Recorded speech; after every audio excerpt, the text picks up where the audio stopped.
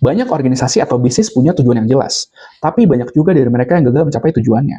Bukan karena tujuannya salah, tapi karena mereka belum sepenuhnya memahami kondisi organisasi atau bisnis mereka sendiri dalam menyusun strategi ataupun mengambil keputusan. Selamat datang di Shifting Minds, sebuah series dari Learn with Neo, tempat di mana kita belajar framework, strategi, dan cara berpikir di dunia bisnis maupun organisasi.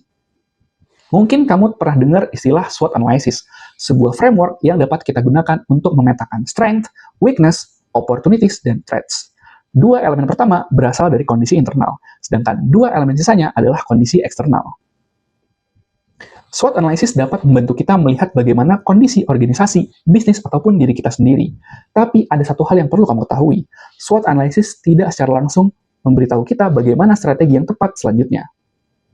Disinilah TOWS analysis hadir.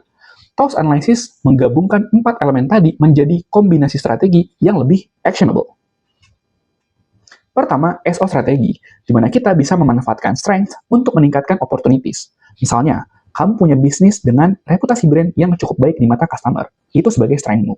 Di lain sisi, ada opportunities, yaitu terjadi peningkatan permintaan produk yang lebih ramah lingkungan. Maka, SO strateginya adalah kamu bisa fokus untuk membuat produk yang lebih ramah lingkungan agar kamu bisa menjual itu di market. Yang kedua, ST strategi, yaitu di mana kita memanfaatkan strength untuk meminimalisir threats. Contohnya, misalnya kamu punya strength, yaitu ada customer yang hampir tiap hari beli produk kamu. Di lain sisi, di market atau di pasar ternyata ada kompetitor baru yang baru masuk.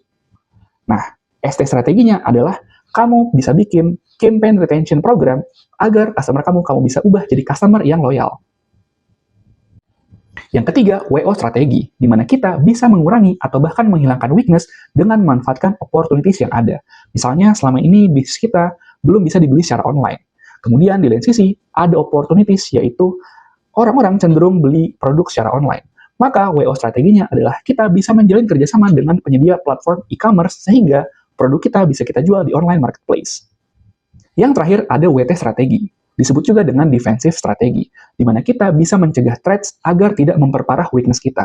Misalnya, kita punya weakness yaitu teknologi di bisnis kita itu udah ketinggalan zaman.